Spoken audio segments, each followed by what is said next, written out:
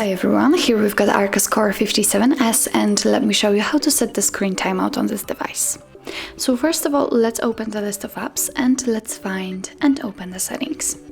Here we have to tap on the display right here, and as you can see here we've got the sleep option. This is the fourth option, so let's tap on it. And as you can see here, we've got some options to choose from. We can set either 15 or 30 seconds, or 1, 2, 5, 10 or 30 minutes.